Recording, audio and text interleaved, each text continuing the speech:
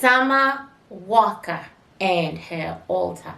This whole week, I've been fighting with people on TikTok. My hoodoo sisters, and they are my sisters. I don't give a frack what they say. They are my sisters. I have been fighting with my hoodoo sisters on TikTok about altars. I was so horrified that a young lady was showing off about what was on her altar and how it had harmed someone, and I panicked, because I'm an altar attacker. Yes, I'm an altar attacker. And I tried to tell my sisters out there, and I will continue to tell them, whether they want to hear it or not, what is dangerous and what is not. Because after all, we, the Xhosa, are here to spread information. We're only here for a moment in time. It may feel like 3 years to you, 5 years, 10 years, but it's only a moment in time. A little moment in time. And then we are gone. Maybe one day you'll be able to say, she came, she saw, she did. So I take every moment I can to disseminate the part of the veil that is Bantu. I take every moment I can to give it to my sisters and my brothers so that they can add on this part of the Bantu to their practices as well. Because that's what I do. I take their practices, I say that makes sense. That makes sense. Like voodoo practices, I've taken quite a few. I have said, oh my God, this makes more sense than the Bantu way.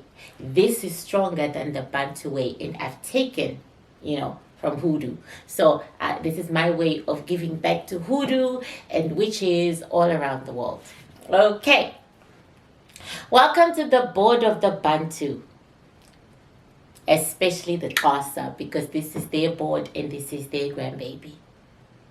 The Xhosa who birthed this child had a terrible, terrible life when you take in all the experiences and everything that happened to them. It was awful. I am literally my ancestors' wildest dream. I said that I would be talking about my ancestors and me a little bit more in these introductions. And so the great Xhosa was born as a Cape Colored and lived his life as a Cape Colored. Google Cape Colored people, you will see. He suffered a lot of discrimination and a lot of pain, a lot of grief.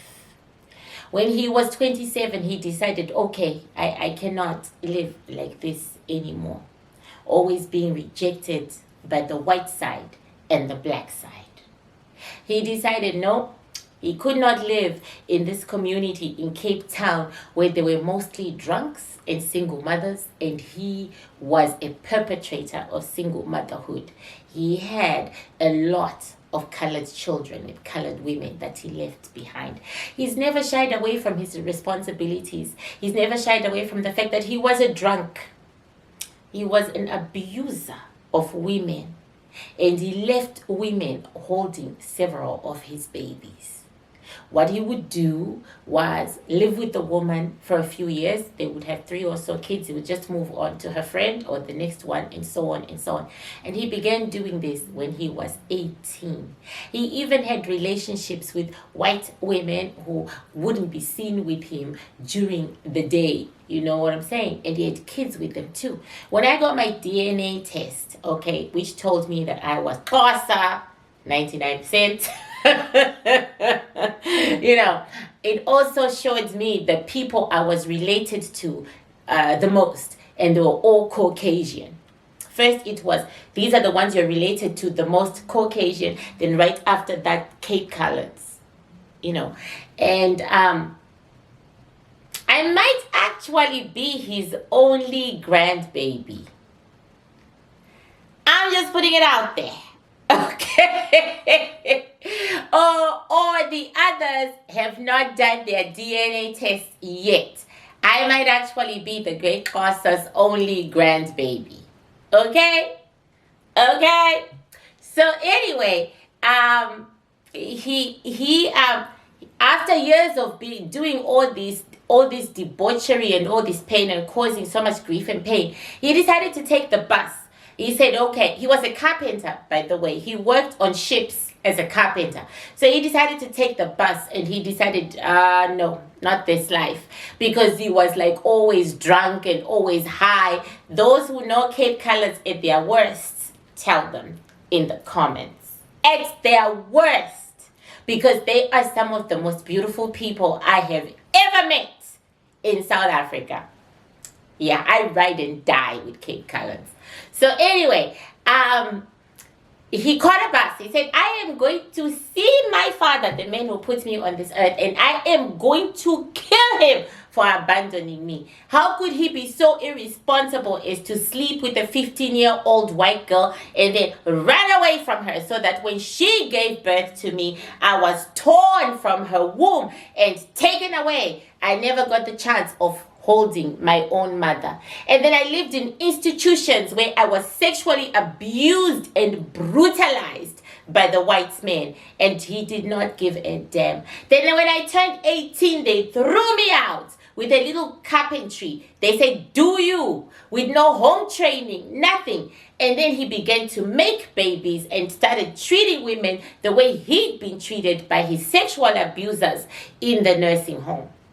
Then he started drinking because he couldn't stand himself. He hated himself so much, he started drinking. And then he just, he spiraled out of control. So in his rage, he drank a lot. He smoked some ganja. In his rage, he took the last money he had and he left the home of his last colored woman. I know I'm taking so long. Of his last colored woman. He left the home. In his drunken state, he caught the bus and another bus and another bus or whatever to Makanda. And I'm proud to say I traveled the same road as the Great Xhosa. The very same road as the Great Xhosa to get to Makanda in the Eastern Cape. Same road. It has not changed since his time. And I cried. It was very emotional for me. So anyway, he gets to Makanda where he finds his father. It was easy for him to find his father because he got the records when he was kicked out. He got the records of the name of his father and where his father lived. So he went to Makanda and he says, listen here, dude, I'm here to kill you because you were supposed to protect as your son. You were supposed to protect me, but you didn't. And then his father said, I couldn't, made excuses as men do. And my grandfather said, stay with me, son, stay with me. And so my grandfather decided to stay for 2 weeks. 2 weeks turned to 2 months. 2 months turned to 2 years. In that time, at 28 years of age, he went through Xhosa initiation. He went through all the Xhosa rites and rituals he should have done as a teenage boy. He did them in his 20s. And then he met this gorgeous creature. Okay. She was the local Sangoma Makulu, looking like a pretty ass self, 200 or 300 pounds, looking very, very beautiful. And he said, hey, sweet thing. And she said, hey. And they fell in love. My grandfather, for the first time in his life, formalized a union with a woman. And then he proceeded to have babies, and they lived happily ever after. I have both my grandparents with me. I have his wife, my grandma, and him. They walk with me, okay? And they banter so lovingly. And sometimes he spends so much time telling her what a gorgeous creature she is and how when she walks, the earth moves and all that jazz.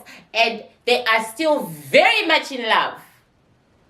Yeah, it happens. Still very much in love. So happy Valentine's Day to the whole world, because my grandparents have true love. They have real love. They know how to love.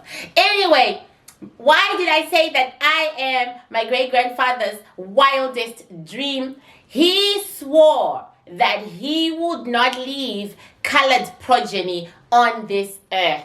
He didn't want He'd already left progeny. He didn't want to create any more because he knew they were going to be spat on. They were going to be abused. They were going to be reviled. They were never going to be accepted, one side or the other.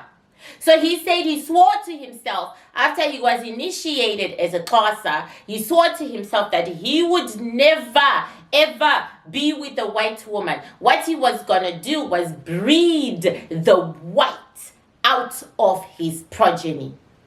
He'd given the world enough fodder to torture the colors. He wanted perfection. He wanted something that could stand on its land and say, this is mine. He wanted the skin color. He wanted the Africanness. He wanted the Xhosa in his babies. He did. So he proceeded. Oh, somebody is calling me. Oh, goodness. I mean, people don't know that I am working right now. Okay. So he proceeded to, oh my goodness. All right, thank you. So he proceeded to have babies with my grandma, okay, her 250-pound self, so that his babies could have babies like me.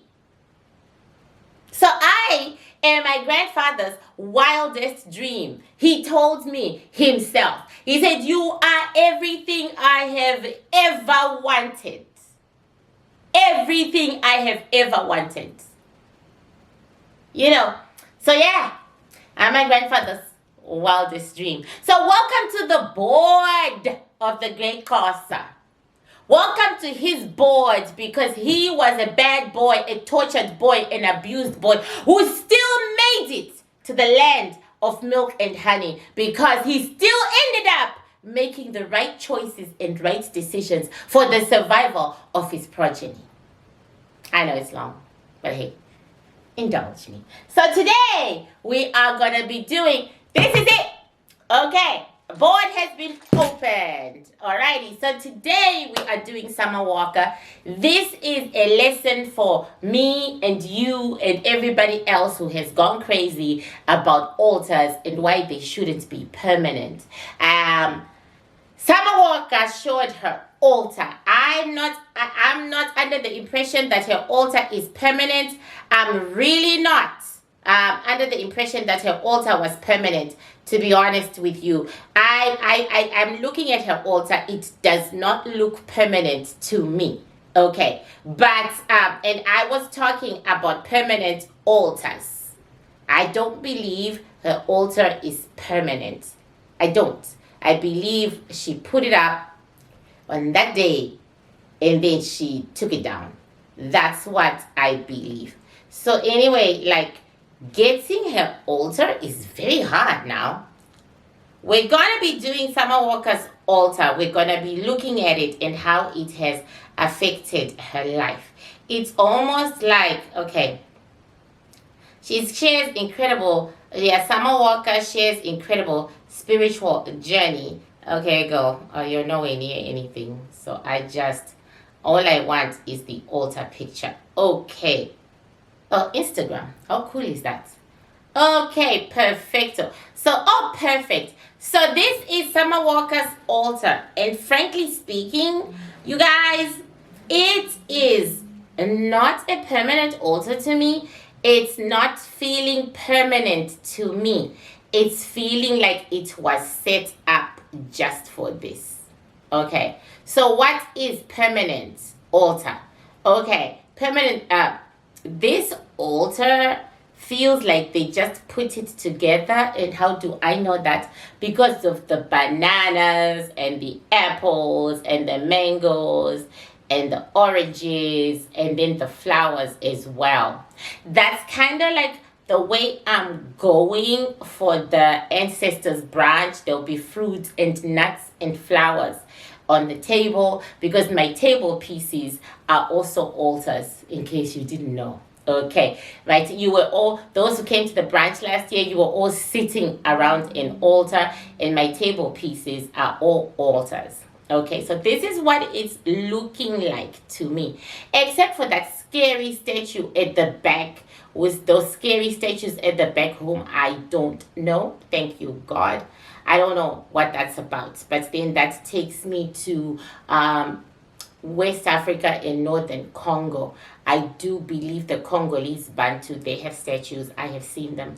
I've seen them myself. So they have statues. I don't touch Congolese statues. I don't go near them because they emanate a dark energy, in my ancestors and I's opinion. Okay.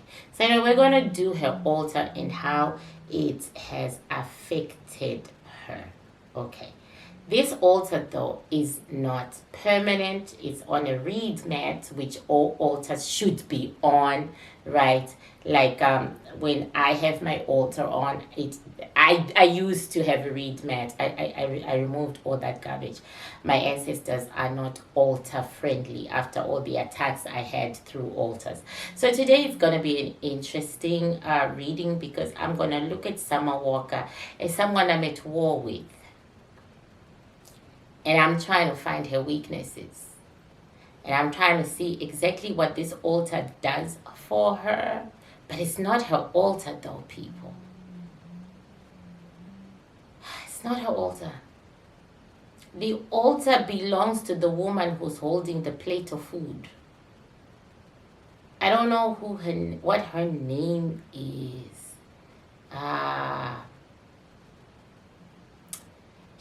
She's the one holding the plate of colored greens and something else, and she's wearing the floral dress, and she is hugging Summer Walker. She's the owner of the altar. Okay? She's the owner of the altar. This altar is saying to us while we are looking at the pictures that it does not belong to Summer. It belongs to that lady over there. So again, so this has kind of changed the story some. Yeah, the altar is denying that it belongs to Summer Walker. The altar is saying that it belongs to the woman. And we do not have her name, but we have her picture, so we are good to go. So yeah, how is this altar affecting Summer Walker's life when it's not even hers? How about that? It's not hers. The energy from the altar is saying, I don't belong to Summer. So I'm going to do a quick reading on Summer Walker, looking at her like an enemy. Okay, looking at her like an enemy, looking at her as someone who is attacking my ass and I want to attack her back. But it doesn't really matter right now because the altar belongs to this lady over here. But this lady over here could be a metaphysical practitioner and I could be fighting with her. I'm going to name her. Okay, instead of doing Summer Walker's altar, I'm going to name this lady. I'm going to name her because I cannot. I've been reborn a new, whatever.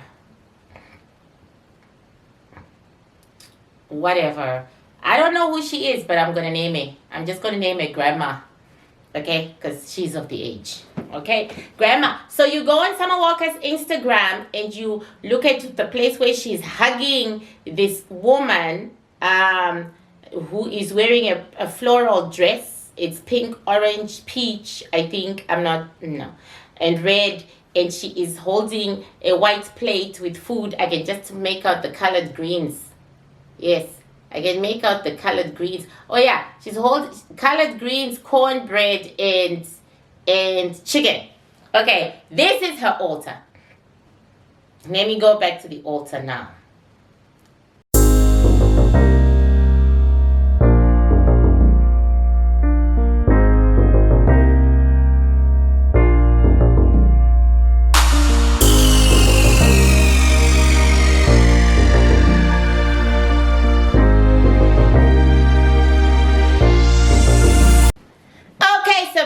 Begins now. Summer Walker, as you now know, this is not her altar. This altar has been claimed.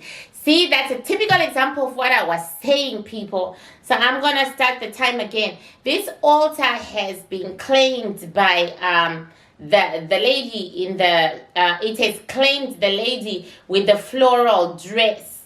It has claimed the lady with the floral dress. And I've called her Grandma, okay, because she should be one, and I'm sure she's proudly one.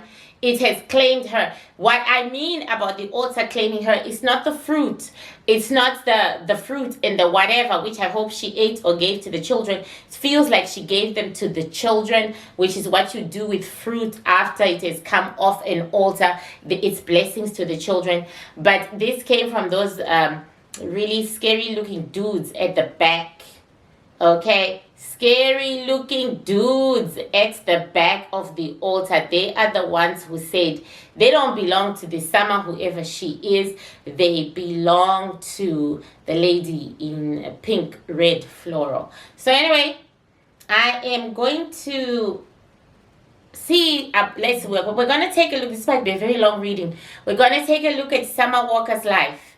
And then after that, we're going to see what's took it. Then we're going to look at the relationship between her and the grandma, and then we're going to make our way to the altar. This is going to be long. Okay, long. Okay, let's sit back. It's going to be long. Okay, let's blow.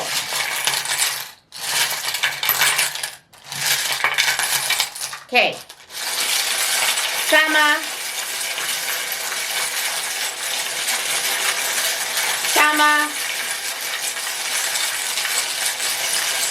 Summer, for sure, Summer's energies have been emboldened, because I've read this girl before several times. Summer's energies have been emboldened by that energy we, the Bantu, say is demonic. Okay, it has been, okay, I'm going to fix this because that bothers me when I'm doing my editing and I can't get it right just because I've got a big ass and it goes out of the way. Okay, so Summer's energies have been emboldened. They have truly been emboldened. Because she walked in what we call a demonic manner. When she walked into the plate, she was like, whoosh! And then she went, and then she sat down, and the energy is behind her. So she's had some energy added to her spine, her literal spinal cord, and now she's being controlled by it. That energy is controlling her, and she's going da-da. But we're hearing that it's temporary. She's going to have it refixed over and over again. What exactly is this thing doing for you, Summer? This energy. She says it's a god. Yes, girl, we can see it. We can see it. What is it giving you? Mental stability. Mental peace. I'm so tired of anguish. I'm so tired of crying. I'm so tired of being disconnected from humanity, always in my own little box. This one is opening me up to the world, making me understand the world, be a part of the world, albeit not in the same way as you. She's talking to me, not in the same way as you, but in a similar way. Because you walk with your ancestors and now I'm walking with this God. And what do you have to give the God in return? Well, I have to keep up with the practices. I have to keep up with the practices so that this God sits on me well. If I do not keep up with the practices, he won't. So it's a he. It's a he because I'm a woman. I can only be ridden by a male because I'm a woman. Okay. Let's carry on. Okay, so Summer is a different Summer. So she has gone through spiritual reconstruction. It's not actually spiritual awakening because she as a soul has been put to sleep. That's what we are seeing. She says, that's right. I do not need to be awake for this journey. Thank you. We can see that she's been put to sleep, like I was saying. And, yeah. And now she is under, so this energy that is behind it is not black, it's not dark, it's not heavy. it's oppressive all the same, but it's also closing her ears. So Sama has been made, put to sleep, and her ears have been plugged, basically, so that this energy can function more easily as her. Over the next few months, and for as long as she is doing the rituals well, you're going to see a Sama who is stable. But like I said, it's not going to last, because she's going to forget to do those rituals, and she's going to start thinking that they are not important. And then, that is that. She's not going to last. But the despair that took her down that road is real. The grief, the pain, all real. Okay? Just saying. So now I'm going to take Sama out of the plate. I know she just had kids. I don't like to read people that I know so well. Sama, show me your life. Sama, show me your life. Sama, show me your life. Show me your life, Sama. Show me your life.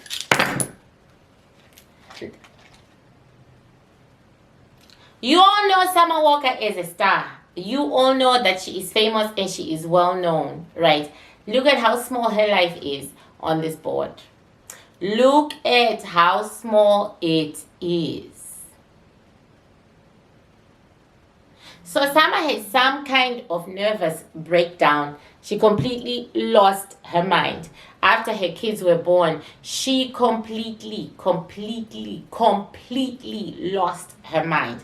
And she had to find it somehow. And somebody went back to their religion, to their people, and pulled somebody for her in order to piece her together. Like we said, it has not worked. Okay? Like we said, it has not worked. It's not permanent. Okay? Just repeating it again. It's not permanent. But what has happened to Miss Summer is that, like we are seeing, she has been boxed. So do you need an altar, Summer? She says, yes, I do. What exactly do you need? She said, statues, and I got mine. I got my own statues. Then what do you do with your statues? She's talking to me, but her back is turned to me, right? Nothing, there are no shells or anything that are talking to me. And this is because I'm not really talking to Summer. I'm talking to the entity that is riding Summer. I'm talking to the male entity that is riding Summer. This male entity has been dead for a very long time. Yeah. It's been dead for a very long time. It's dead. And it walks with two other entities, and those entities make it look beautiful. That's one. And make it look worthy, but it's been dead for a while. So what we are getting here, I knew this was going to be deep, What we are getting here, people, is that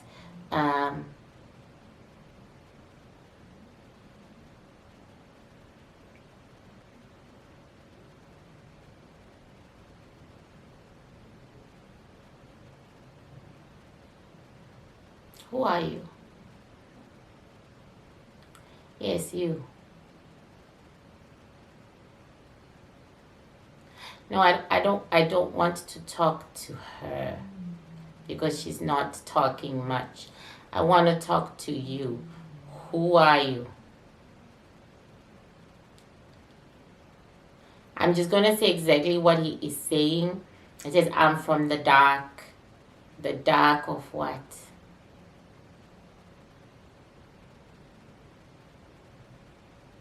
The pit. The pit of what? The forgotten. Who are the forgotten? Me. Don't be sarcastic.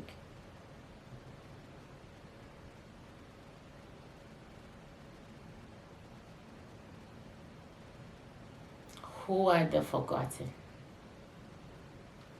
The forgotten, the long time ago, the never should have been but were, the brilliant, undesirables, unwanted, uncared for, neglected, the bottom. The bottom of humanity, yes, more bottom than that.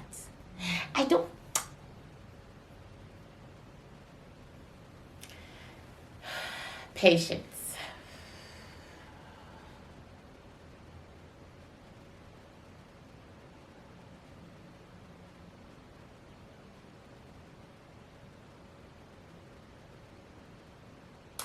This is a tree energy. It's an energy from a tree. It says correct. Okay. So you would be a tree. It says yes. But I'm now no more. I'm greater than that. How did you become greater than that? They carved me out and they prayed to me. They gave me love and attention, and they asked me for favors. Favors I could deliver. So I came from the bottom. Are you part of grandma's altar? The grandma in the dress and the collard greens plate. Are you part of her altar? I came through her altar. Did she call you in particular, or she called someone else? It does not matter. The one who hears the call answers the call. I heard the call, I answered it. I am here. What are you there to do? To give her structure, make her upright.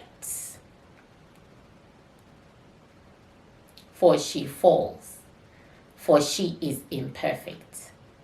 Is she truly imperfect? She says she is imperfect. What you say about yourself is who you are. Everything is made perfect. But if it thinks it is not perfect, so be it. What do you get in return? Life as a human, the greatest creation of them all. I come from the bottom all the way to the top. Now I will experience it. What will she experience? Very little, for she did not want the experience in the first place. I will experience it, and I will gift her with my structure, as long as she remembers what I want and how I want it.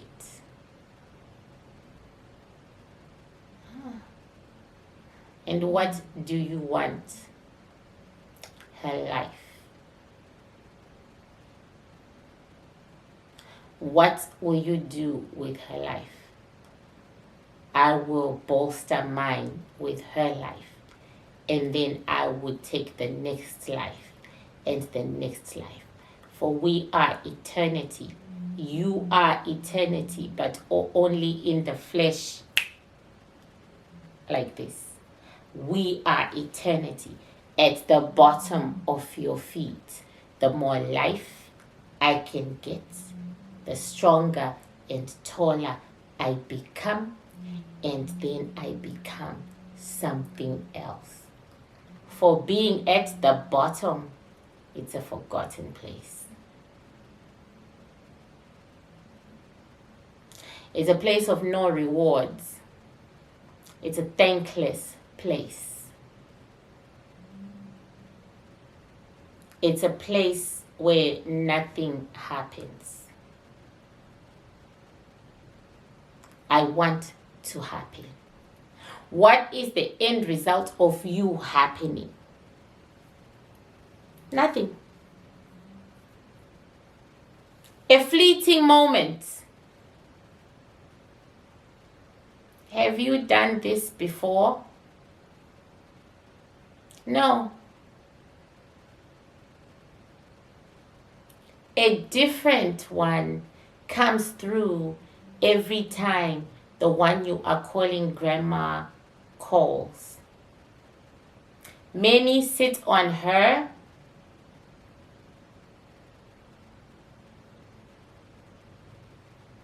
Many sit on the hood. The hood being the statues. Yes. How does that work? I can only tell you from my end. She calls. We hear the call. We come through. She pays the price of calling us. What is the price of calling you? Her life, or that of her child, her beasts, her husband. See, I told you that. I want to stop. I told you guys that. She pays the price.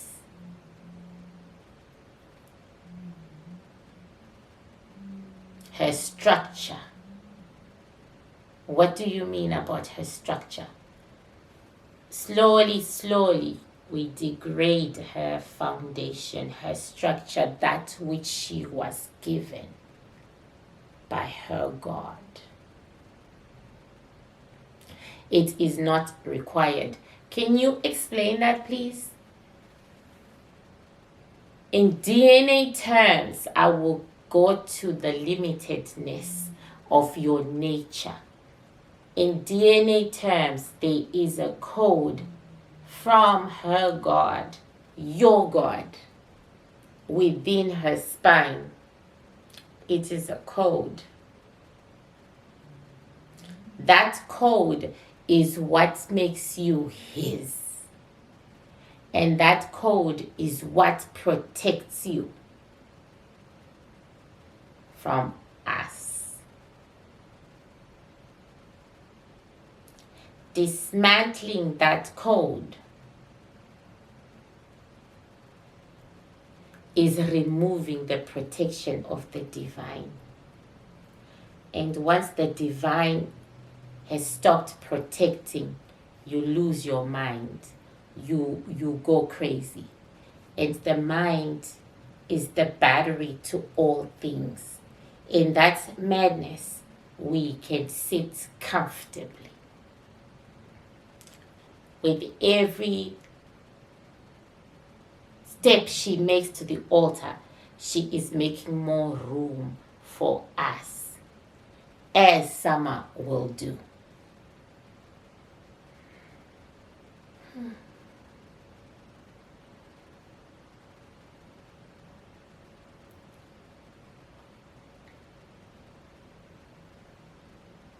So what is Summer? How is Summer going to pay you? For now, relationships. I am all she needs. For now. My demands may change as per my needs, but for now, relationships.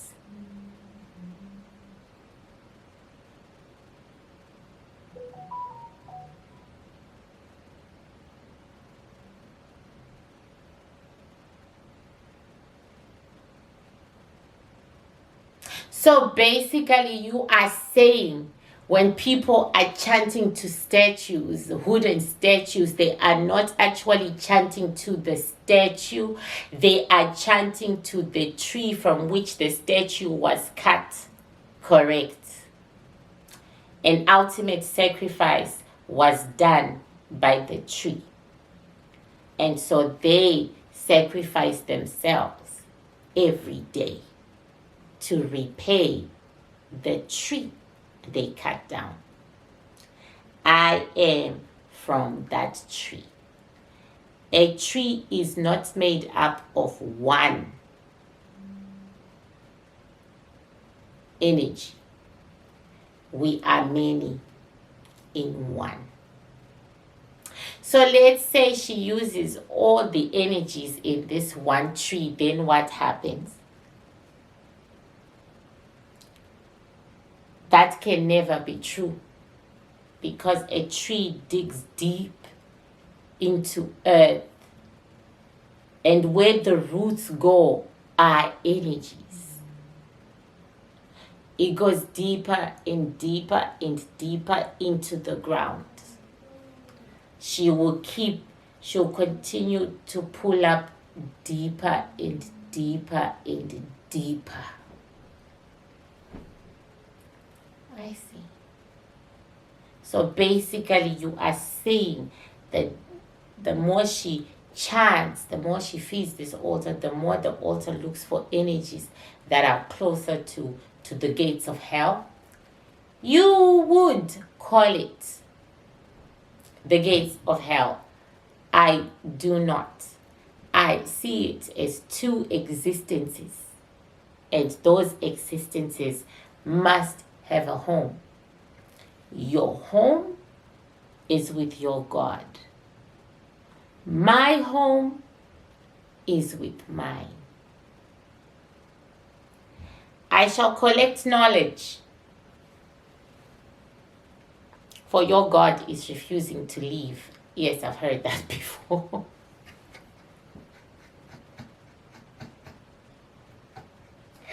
I've been hearing that a lot. Every time I pull these, where is my time? Oh, thank God. Every time I pull these energies, I've been hearing it a lot. I've been hearing that God was supposed to have stopped his reign a long time ago, and he is refusing to go. And so the demons are getting angrier and angrier, and God is dropping more and more soldiers, as in the 333, as in us who are in the metaphysical. More and more and more will be born, because God is awaiting a civil war. So there will be a war of angels, basically. There will be a war of, the majority may not even see it going on, because the angels are in flesh. They are the 333, but it will be a war where the angels will be involved, because these guys over here, they're trying to do a coup d'etat, because this God has refused to end the world so that it can start again under another God. He will not do it. Okay, in the last few minutes, can you tell me why my God will not do it? He doesn't want the destruction of his creations. They give him so much pleasure. They give him so much joy. And he is the only one who wields their life source. None of us know how to do it. And so he doesn't want this place to go back to dark matter. And without his creations, it will. But we live in the dark. We thrive in the dark. We are tired of the light. So one by one, we shall possess his creations. And I'm going to write a book about that. I'm just going to write a sci-fi novel. That's going to be so cool. You do not believe it will happen. No! I do not believe you will win, but I can write a great story. Okay, part 3, for sure. For real.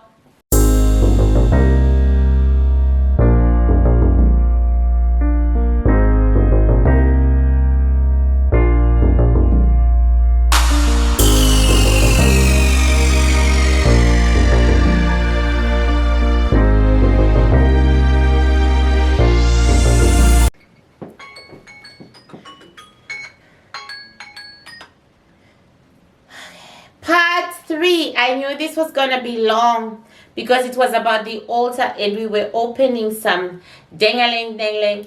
But I think in some ways I already got the answers from that dude who's sitting on Summer Walker's spine. I really did. So anyway, this is what we got.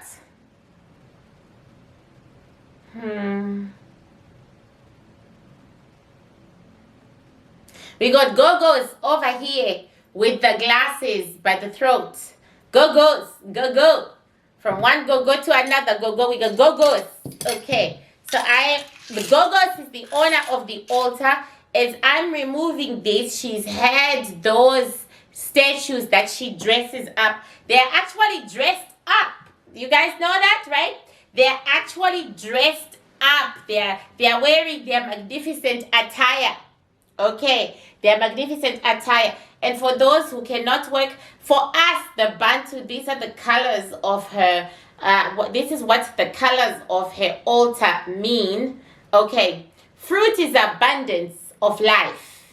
So she's really about life. She really is. Fruit is abundance of life. It's about you receiving good health. And that is something the Bantus, when you are ill, the Bantus will always bring you fruit and nothing but fruit to hospitals and to your house. My Bantu, I don't know about the other Bantus, but my Bantu, they bring fruit to the sick because it's good health, abundance of health. She has a lot of that over there.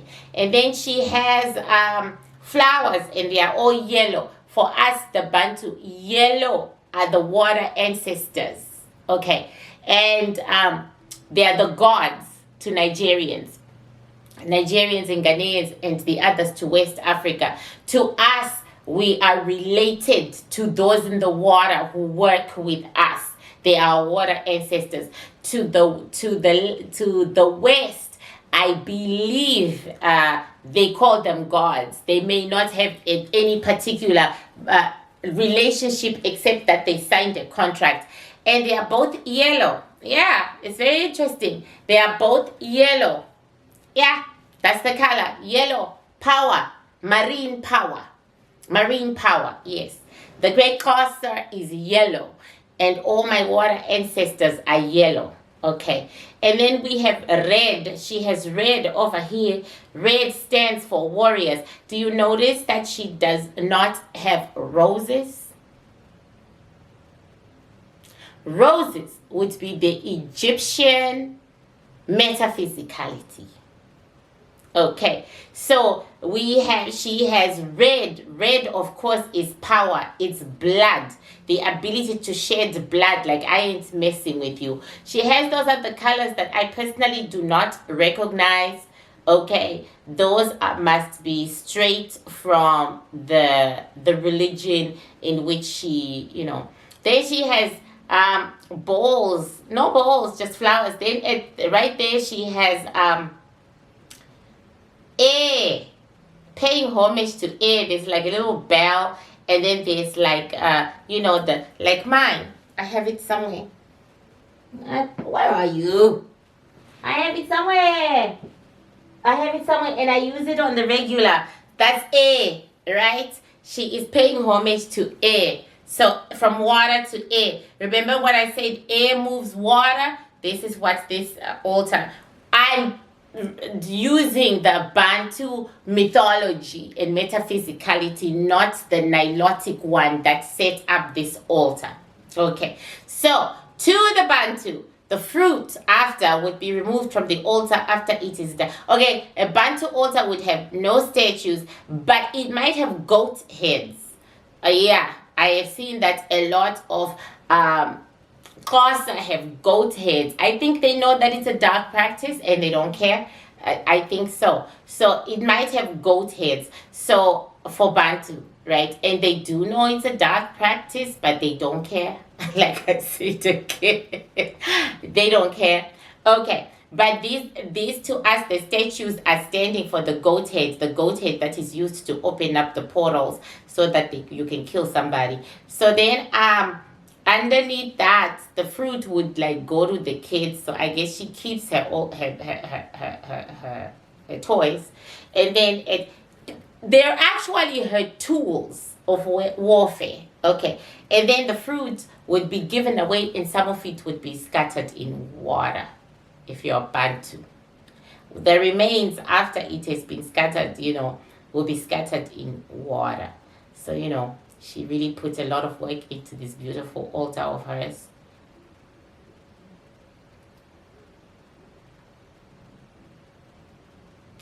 There is a deep black hole on this altar, like behind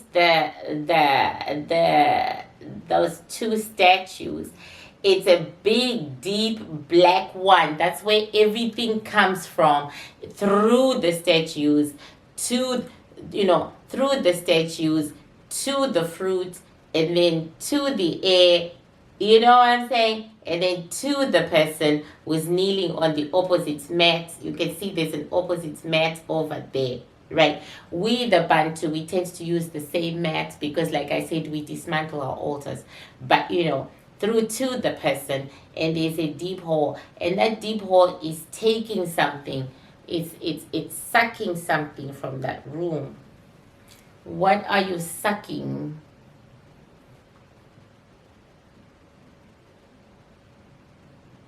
Life. It's sucking little strands of life from everyone in that room. Knew it. Okay. What are the consequences of this altar to Grandma? Grandma with the collard greens. Okay. What are the consequences?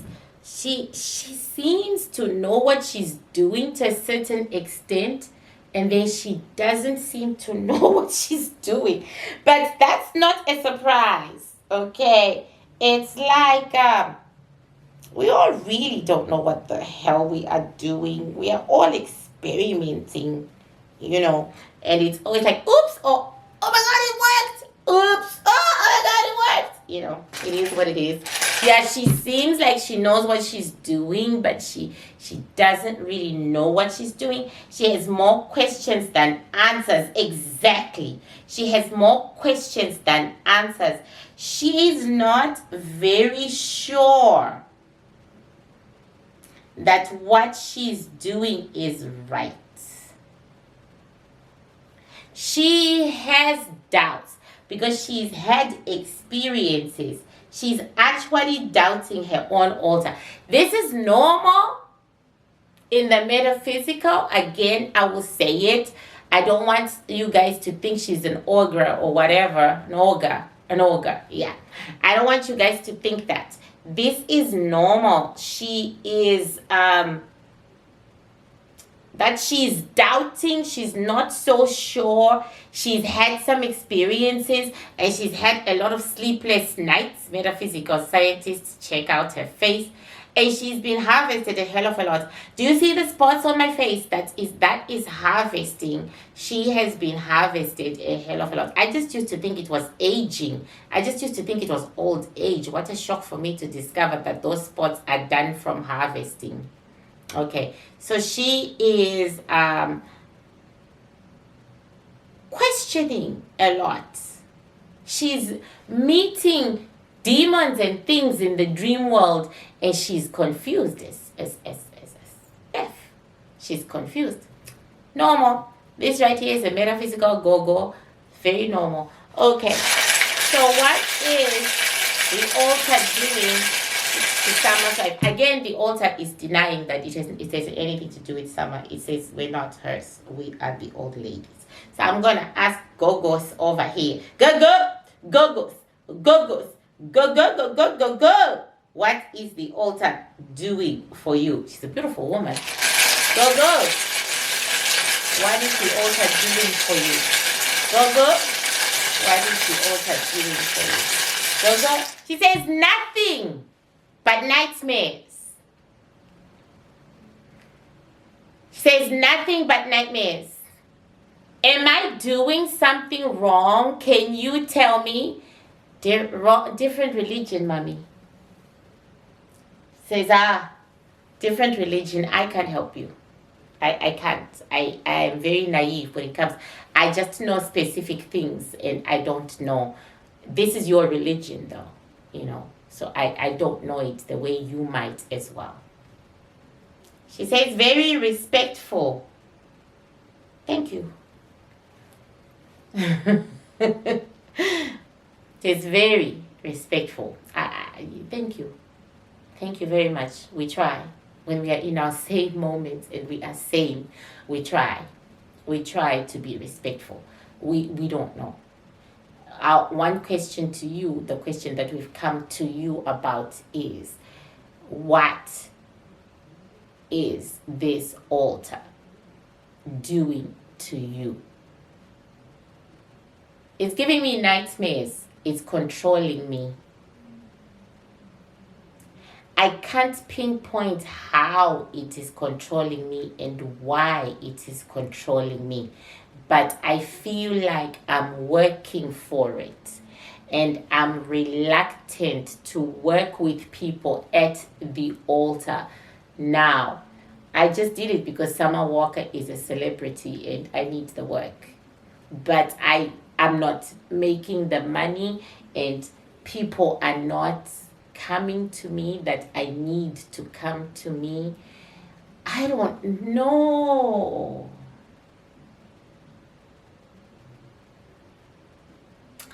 I'm just tired.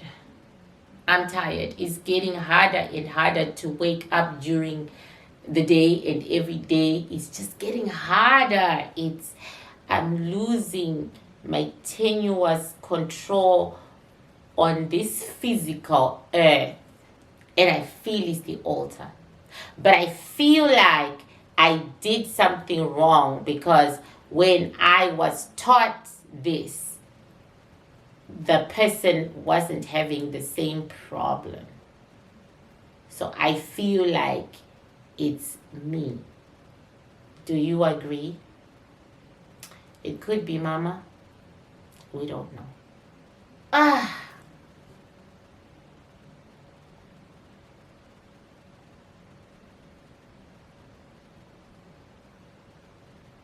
She's lost her temper. She said, how do you not know?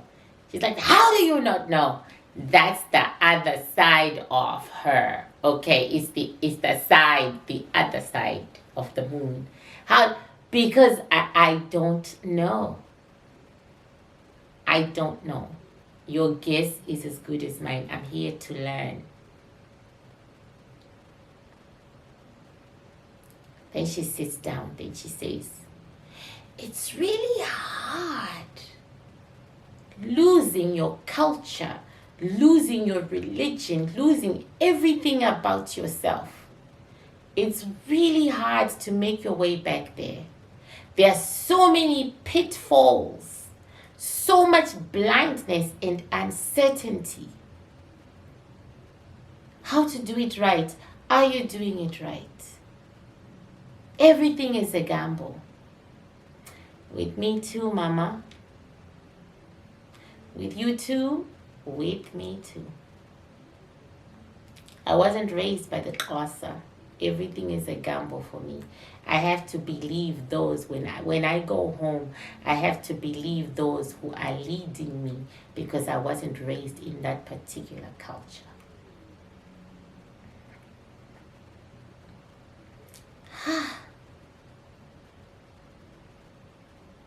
So what does this altar do? You're asking me about your own altar?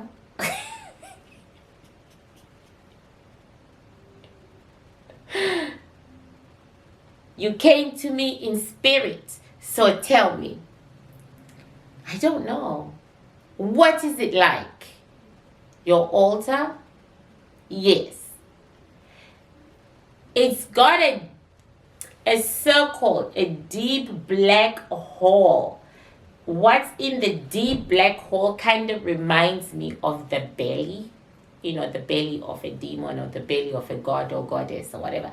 Because I've been in those bellies. I really have been. I'm still in another belly, I'm sure, right now. That's what it's reminding me of, but it's not wet. It's like, that's what it's reminding me of.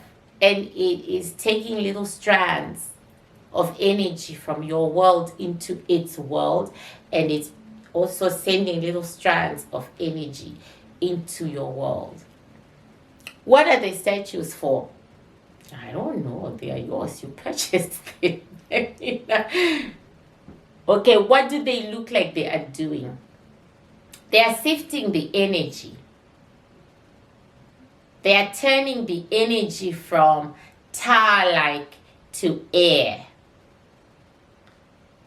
And that's what your fruit is doing. Your whole altar is air. Are you aware of it? Your whole altar is air elements. You do know that, right? No. Your whole altar is air elements. Everything on your altar is air. The statues are air. The material is air, because the material is made from cotton, and cotton is air. The material is air. The flowers are air. The fruits are air. And then you've got those air utensils, the bell and air. It's turning the tar-like substance into air so that the air can easily integrate within you, within our air, within everything, because air is the only energy that goes back and forth. You are good. Thank you. Yes, I'm well trained by my ancestors. Thank you. It's turning into air. So let's see, how is the altar? Oh, there we go. How is the altar affecting go-go? How is the altar affecting go-go? How is the altar affecting go-go?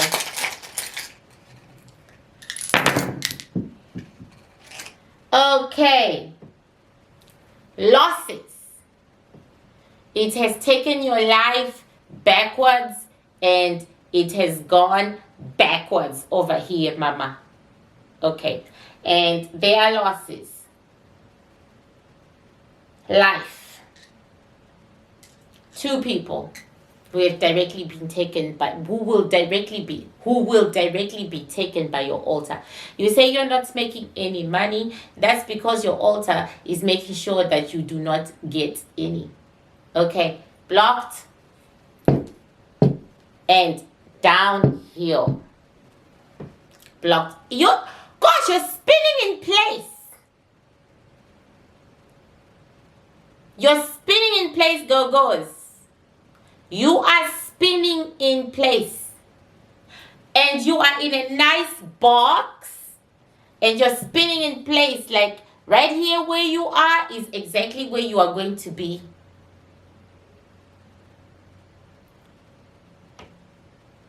Oh, I do not like this at all. So, there is a positive right here.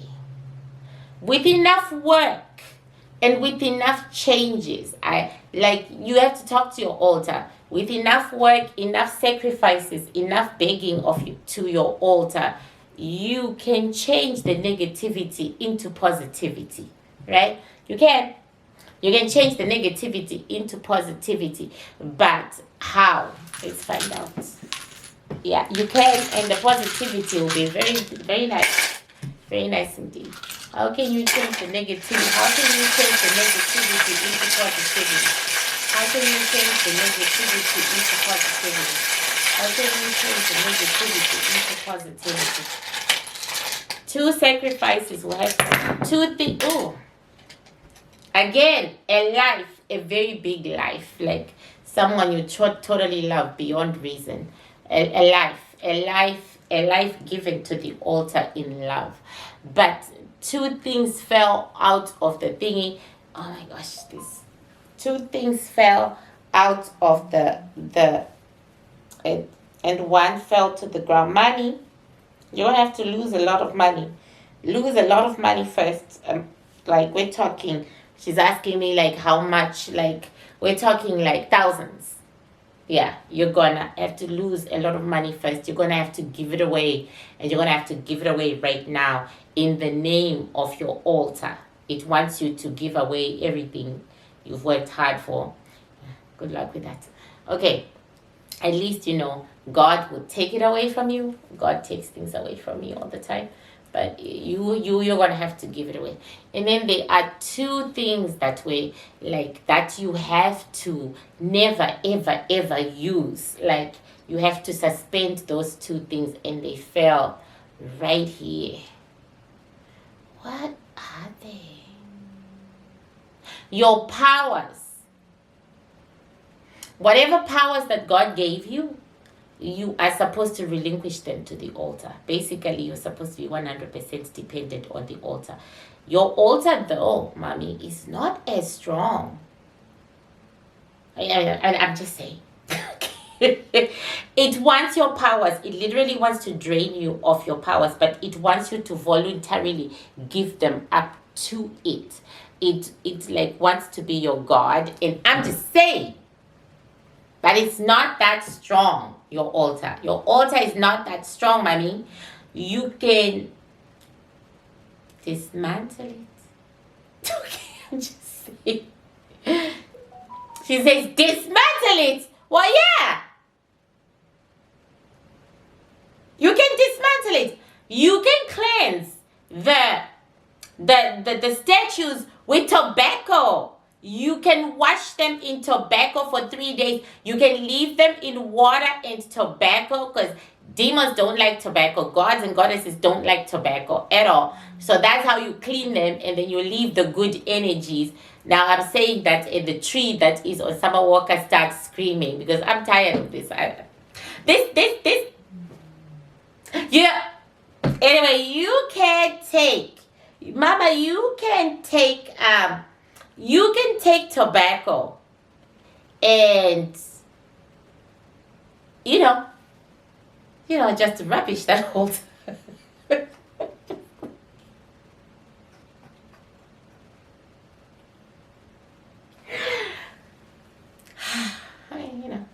Yeah.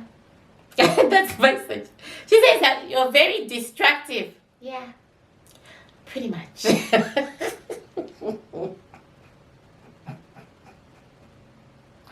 The arrogance of dark energies boggles my mind. I can't deal. I can't deal. Let me see if I can talk to those two statues. I can't deal with this garbage. It's like, I pretty much now have a plan. I pretty much now have a plan in my head, because my ancestors are irritated on what I can do to her altar. Pretty much, because it's all A. Her altar is A. So its destruction must be via A. See? Yeah. Okay. Let's see what we got. Oh God. Summer Walker. Okay, thank you. Okay.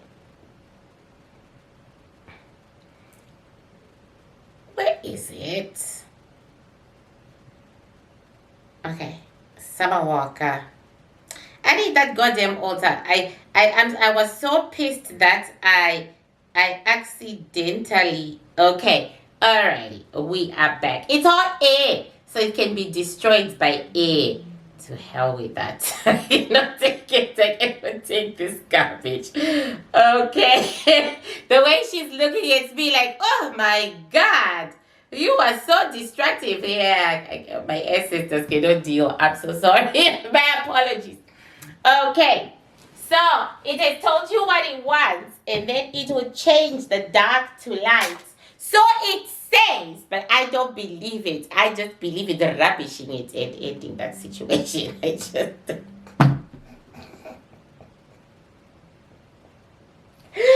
I'm not gonna listen to anyone but God up above. I swear to God, or any. No. Okay. Why the yellow? Let me find out. Why the yellow? For power, marine power. Knew it. I'm talking to those two statues on the altar. I bet as well. Hey, two statues on the altar. We are gods now. Do not call us statues on the altar. We were molded by experts, and then she took us as her gods. I don't think she knew she was taking you as her gods, okay? I think she thought she was taking statues to get to her ancestors. They have no ancestors. Hello? Once you come this way, you have no ancestors. Huh?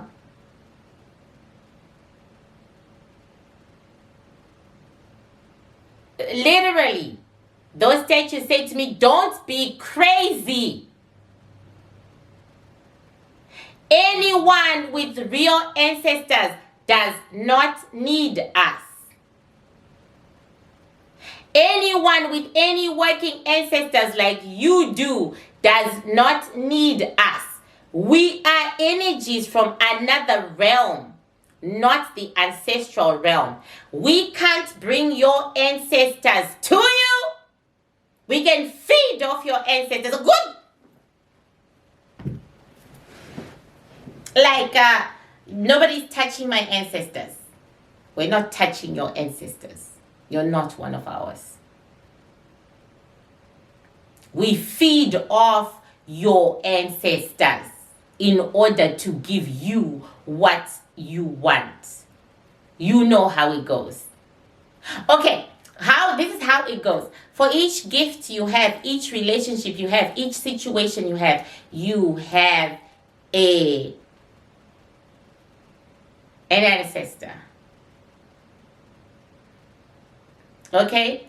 You have an ancestor for each situation, each gift. So once you have an ancestor taken, that situation, that gift is gone. So basically they are saying they eat your ancestor in order to give you a situation that was always yours in the first place. Am I right? Correct. I'm being very nice. The way the voices are sounding to my international translator is not pretty. It's sinister. But I'm just like, I don't care. I'm just like... So basically, that's what these statues are saying. So why the dress up? Why are you dressed up? Beauty. Everyone loves beauty. Your grandmother tells you to look good for your audience because they are your kings. That when you are meeting a king, you must be dressed up. Those who come to us are meeting us. They are kings, the owners of their lives. Yeah, that's some straight up bullshit. It is what they believe. Accept it. So, how does she dismantle you? This is my favorite question. How does she get rid of you? They give me the energy of shrugging, like we don't give two shits because they have so many who worship them. Yes, but how does she dismantle your ass? She throws us in water and she cleanses herself. But this one is not going to do it. She craves power. Power over humanity. Power over other people. She craves power and fame. She does not look at herself realistically. She is not going to do it. She is ours for eternity. Alrighty. Yeah, I've heard about that eternity bullshit. Okay, thank you so much. And on that note, because I don't intend to be in this dark little world anymore, I have learned some things. Well, I was going to ask what everything stood for. It doesn't matter. The fruit. Okay, what does the fruit stand for? Cleansing. So for you, it's cleansing. Our energies, the energies that come through are being cleansed by the fruit. Not blessed like your altar. Your altar is blessings. Our altar is cleansings because we are coming from darkness, as you call it, but that's our home. So we have to cleanse that energy in order for it to mingle acceptingly. I don't know how else to pronounce, to change that, with yours made by your God. In scientific terms, the fruit changes what is to what you can take within you.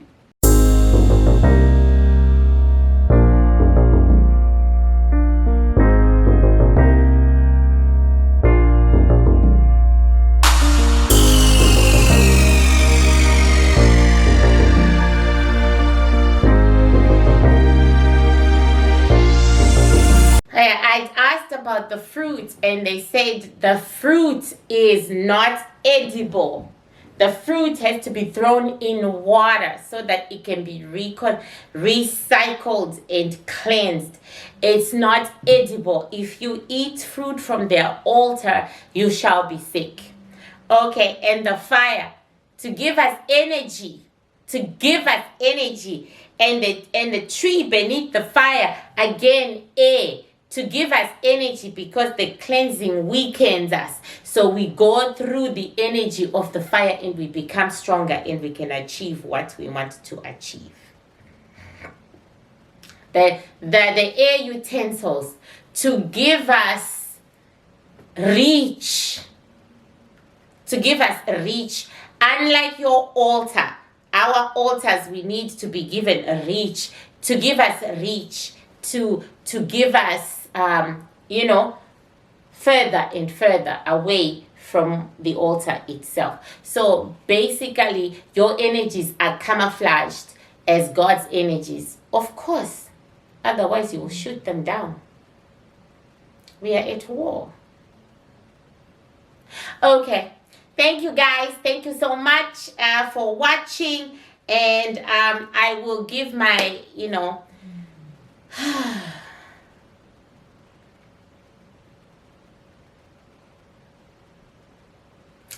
I am totally walking on faith. And I'm so grateful for the faith that I have right now, because I don't know what my future is going to be like. But at the moment, I don't even care. I'm living day to day in God's grace and God's wisdom and God's love. And I've realized that I have to surrender. I have to surrender a lot, because I want to control every aspect of my life, and some things I just can't. So my lesson to you all today is exactly that. Surrender to God. Just let Him run your shit for a while. Just let Him do it. Let Him do it. So be kind to yourselves. Be kind to others. Go out of your way for another, even if it means you lose a little. Create a happy home, happy environment. No matter how long it takes, keep striving, for that's the only place you'll keep going back to. Other places don't matter. Thank you so much for watching. See you next week. Or on Patreon. Okay. Or on Patreon. Or on Patreon. Or on Patreon. I really need the support. Much love.